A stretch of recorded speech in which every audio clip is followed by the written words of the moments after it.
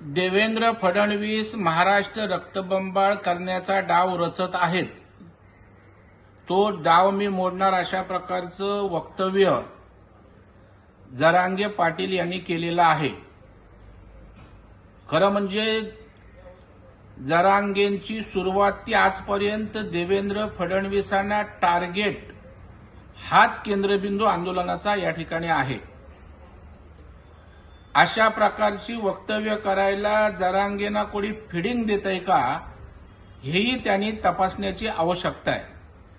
आणि आपला शस्त्र हत्यार म्हणून या ठिकाणी वापर होतोय का याची तमाम मराठा समाजालाही आज चिंता आहे. कारण देवेंद्र फडणवीसांवर महाराष्ट्रातल्या मराठा समाजाचा विश्वास आहे. त्यांनी मराठ्यांना आरक्षण दिलं, टिकवलं. मराठा समाजाच्या हिताच्या मुख्यमंत्री असताना अनेक योजना सवलती आणल्या. आताही शिंदे साहेबांच्या नेतृत्वाखाली मराठा आरक्षण दिलेलं आहे, ते टिकवण्याची हमीही दिलेली आहे आणि सगळे सोयऱ्यांचा मार्ग काढण्याचा प्रामाणिक प्रयत्न सुरू आहे. ओबीसींमधनंच आरक्षण पाहिजे, त्यामुळं हा विषय चर्चेतनं त्या ठिकाणी सगळे सोयऱ्यांचा मार्ग निघू शकतो. परंतु त्या ठिकाणी केवळ देवेंद्रजींना टार्गेट करायचं. देवेंद्रजी एकटे म्हणजे सरकार आहे का? 3 पक्षाचं सरकार आहे, परंतु देवेंद्रजींना एकेरी बोलायचं, चिचोर चाळे बोलायचे. मला वाटतं मराठा समाज बरोबर आहे म्हणून देवेंद्र फडणवीसांना अशा प्रकारची दूषणं देणं, टार्गेट करणं हे योग्य नाही. हे जरांगेंनी त्या ठिकाणी समजून घेण्याची आवश्यकता आहे. गोरगरिबांसाठी बोलत असताना देवेंद्र फडणवीस आणि या शिंदे सरकारनं महाराष्ट्रातल्या सर्व उपेक्षित वंचित समाजाला अनेक योजना आणून न्याय देण्याचा प्रयत्न होतोय.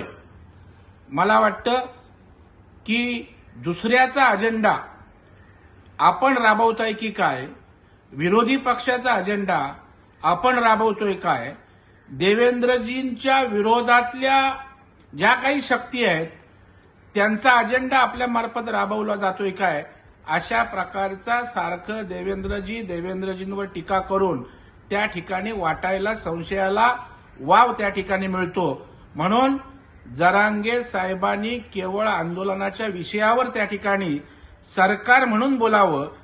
केवळ देवेंद्र फडणवीस, बाकी विषय बाजूला, बाकी सरकार बाजूला, विरोधी पक्षाच्या विषयी बोलायचं नाही. विरोधी पक्ष सभेला आला नाही भूमिका घ्यायला, त्यावर बोलायचं नाही.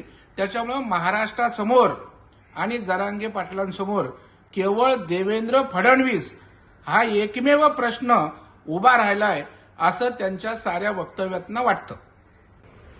महाराष्ट्र रक्तबंबाळ व्हावा असं जर त्यांचा डाव असता तर शिंदे साहेबांच्या नेतृत्वाखाली सह्याद्रीला सर्वपक्षीय बैठकीसाठी त्यांनी पुढाकार घेतला असता का? ते राज्याचे गृहमंत्री आहेत. कायदा सुव्यवस्था राखण्याची जबाबदारी आणि कर्तव्य त्यांचं आहे.